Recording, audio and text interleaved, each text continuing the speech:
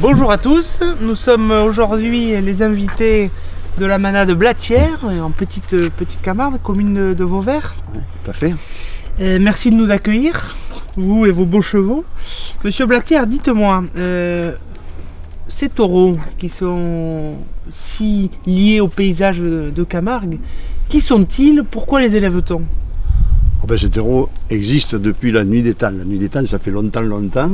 Et au départ, c'était des animaux vraiment sauvages qui vivaient dans le delta du Rhône, qui n'étaient pas aménagés comme il est maintenant. Hein, pas d'endiguement au niveau du Rhône, pas d'endiguement à la mer. Donc, et ces bêtes erraient plus ou moins dans le territoire.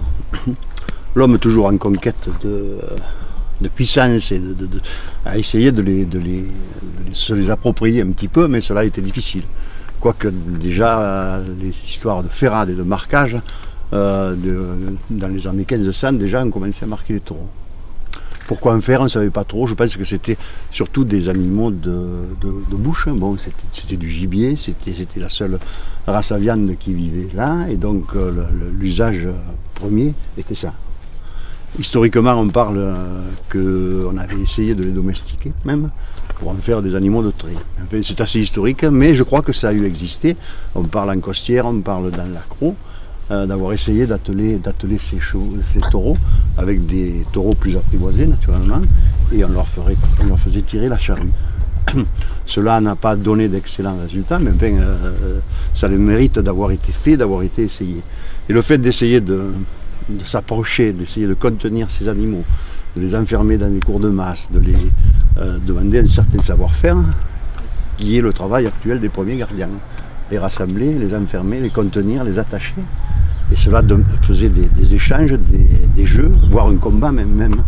Et de là, je pense, est née la course camarguaise. Enfin, ce qui est actuellement la course camarguaise, mais enfin, c'était des jeux de vallée de ferme. La course camarguaise est un jeu rural. Oui. Hein, il a existé, il y avait des courses dans les arènes, pas dans les arènes puisque les arènes étaient occupées, mais on parle de courses de taureaux. À Nîmes, c'était souvent près des abattoirs. À Narles, c'était sur la place du Forum. On faisait courir des taureaux, mais la règle qui sont actuellement initiées par la fédération, on en était bien loin. C'est seulement depuis 1890-1900 que la course camarguaise a fait le jeu avec la pose de cocarde et d'attributs sur les cornes, et de jeunes agiles qui vont provoquer les taureaux pour essayer de lever l'attribut. Donc aujourd'hui, la raison d'être d'une manade, c'est de produire des cocardiers. Tout à fait, tu as très bien compris. Des cocardiers et des champions. Vous êtes un créateur de champions. On essaie d'avoir des taureaux de qualité. Oui. Donc on est devenu de propriétaires de taureaux, on est devenu des éleveurs maintenant. On essaie, on arrive quelquefois à faire de la sélection, dans le bon sens, dans le mauvais sens. La réussite n'est pas toujours à la hauteur des espérances. Mais alors enfin, j'imagine qu'il y a un gros travail il y a tout un travail de connaissance pour justement élever ces taureaux qui, nous, ce que l'on recherche, c'est la combativité, c'est l'agressivité, c'est la méchanceté. Et puis après, en face d'eux, bon, les rasiteurs courageux sautent en piste et affrontent le plus loyalement possible ces animaux. De là naît l'émotion de la tauromachie, de la bouvine. Chez nous, la tauromachie, c'était l'espagnol, et la bouvine, c'est chez nous. Est-ce que le taureau, le cocardier Blatière, a un caractère bien particulier? Est-ce que vous cherchez un type de comportement en piste? On cherche ce qu'on a, ce qu'on arrive. Parce que là, la sélection est très difficile à mener, la biologie, tout ça. Mais enfin, nous, on a la caractéristique d'avoir des taureaux. C'est Léon dit, mais c'est un peu vrai aussi. Des taureaux qui sont assez agressifs, qui sont assez méchants, qui sont tapeurs dans les planches, qui sont comme ça. Voilà, ça c'est le côté Blatière. Ainsi que morphologiquement, c'est des grands taureaux, bannes blanches. Voilà comment sont-ils. Enfin, on ne sélectionne pas tout dans ce sens-là, mais on garde quand même le fond de race.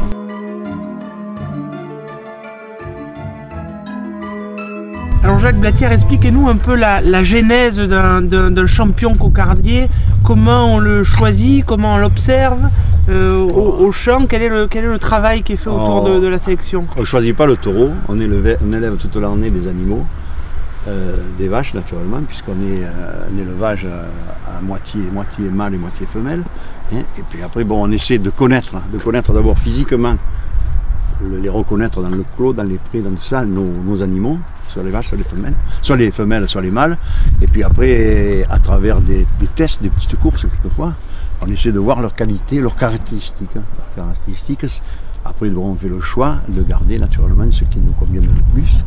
Et puis après, bon, on met tel étalon sur un lot de vaches, hein, et puis après on attend 3, 4, 5 ans, et puis après ça réussit plus ou moins bien, et de temps en temps, peut-être, on espère que le champion sortira. À défaut de champion, bon, il y a des taureaux de second plan quand même qui sont intéressants, et qui nous permettent de faire les fêtes votives, les traditionnelles courses. Traditionnelles courses. Pour qu'on ait une idée du niveau de sélection aujourd'hui sur...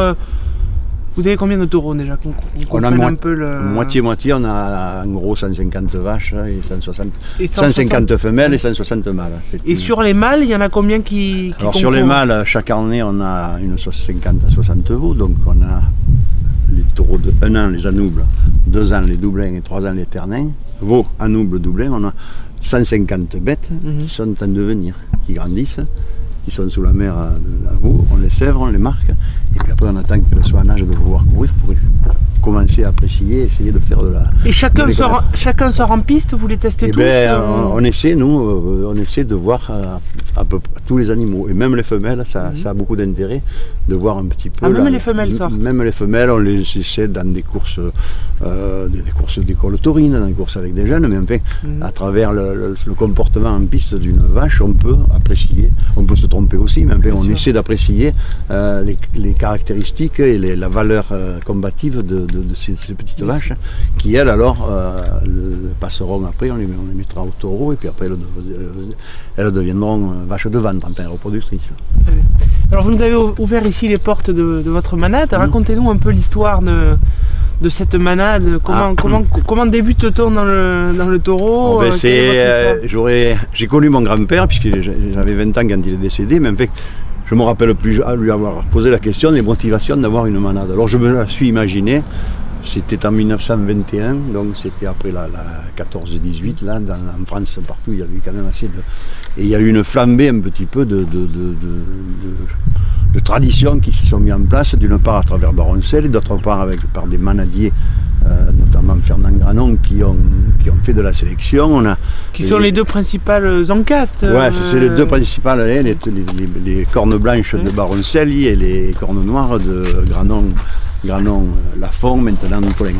Et à travers donc à cette époque-là, il y a eu un petit peu des envies. Je pense que mon grand-père, qui était quand même amateur et montait à cheval avant d'avoir des taureaux, a flashé pour essayer de monter une manade. Voilà, c'était en 1920. Et c'est resté. Et c'est resté. Il a eu, je crois qu'on fait ça, il me l'a dit, je crois qu'il me l'avait dit, il a eu la chance d'avoir 2 fils, mon père et mon oncle, qui se sont investis grandement dans la manade et dans d'autres activités aussi, parce que la manade c'est une activité, ça demande du temps, ça demande de la passion, ça demande de l'argent aussi un petit peu, et l'économie n'est pas une économie très flamboyante.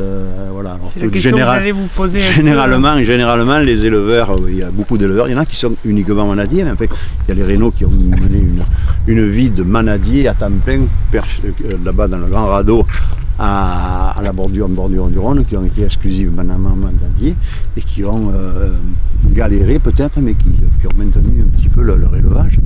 Mais actuellement, je crois que tous les éleveurs ont une activité annexe. Ils sont obligés de se diversifier. Voilà, mon grand-père, mon père, ils ont été viticulteurs, ils ont été producteurs d'asperges il y a 30 ou 40 ans, enfin, des activités annexes en parallèle avec l'élevage du taureau. Et puis après, il y a d'autres manadiers qui ont... Bernard de Montomans, il y a 50 ans, était un grand avocat, il avait une manade. Jean Lafont aussi avait d'autres activités. Je ne parle pas de Louis Nicolin qui lui a acheté ça, mais il avait déjà beaucoup d'activités. Et en Provence, c'est pareil, la manade Laurent, qui est une manade de grande notoriété. Paul Laurent était à la fois manadier, mais il était organisateur de spectacles taurins, notamment avec des directions d'arène et monter des spectacles de qualité. Alors vous parlez Quant à moi, mon père, je vous dis, ils ont été agriculteurs, producteurs d'asperges. Et puis après, on a été, moi, quand j'ai eu 20 ans, il m'a coup de pied aux fesses peut-être. Hein. Ils m'ont envoyé à l'école, d'abord la 6e, puis après je me suis fait 7 ou 8 classes. J'ai pas été un étudiant brillant. Et à 18 ans, on fait un peu le bac, ils m'ont dit tiens, on va faire veto. Veto, j'avais pas un dossier trop complet pour entrer en veto. J'avais pas à l'école d'agro non plus, c'était pas trop ça. Je me suis inscrit en pharmacie parce que mon père avait un ami qui était pharmacien et agriculteur. Il a qu'à tenter. Voilà. Puis après j'ai fait clopin, j'ai fait 6 ans de pharmacie. Et là, la grande chance aussi de ma vie, ça a été de pouvoir acheter la pharmacie de Saint-Laurent-des-Gouzes. Saint-Laurent, les disques Saint-Laurent, c'est à 20 km, voilà. Pharmacien Manadier. Voilà, pharmacien Manadier. Vous avez Jean-Pierre Cuillet qui est pharmacien notaire aussi, qui a, enfin, les Manadiers ont toujours à coller à eux. Et puis après, mieux que ça, certains Manadiers exploitent le tourisme un petit peu en faisant des accueils au mas, des ferrades, des journées camarguaises. Vous parlez de la difficulté d'être manadier, difficulté économique parfois. Est-ce que, à l'instar de la corrida, vous sentez que la course camarguaise est peut-être en danger ou je ne le pense pas. Je ne l'espère pas, je ne le pense pas. Et je me battrai justement pour que la course camarguaise, comme on doit se battre aussi pour la corrida, perdure. Expliquez-moi l'importance du taureau dans l'écosystème camarguais. C'est un peu ma philosophie. Je dis que la Camargue, sans les chevaux et sans les taureaux, ça aurait disparu. Il y aurait des stations balnéaires, je crois pas. Je crois que c'est des stations balnéaires ou autres. Enfin, je vois que la saliculture a mangé du terrain au taureau. Et tu sais si c'est une réussite quand même la saliculture. La riziculture aussi ont occupé des espaces qui étaient occupés par les taureaux. Mais depuis 50 ou 60 ans, les stations de pompage, les assainissements, les irrigations ont permis à l'homme de récupérer des terrains à productivité. Voilà. Alors si que le taureau, voilà, si la Camargue, le cheval et le taureau sont les garants de l'authenticité de la Camargue, je crois. Heureusement qu'ils sont là, mais je crois que les Camarguais que nous sommes doivent être attachés à ces valeurs. Bon, donc je vous vois plein d'espoir et de foi. J'ose espérer, je veux bien avoir la foi, mais passion. Voilà, il faut quand même être vigilant et être sérieux aussi. C'est pas que du folklore, c'est quand même, il y a des valeurs nobles à respecter. Écoutez, merci beaucoup, merci de nous avoir reçus, merci, bonne journée.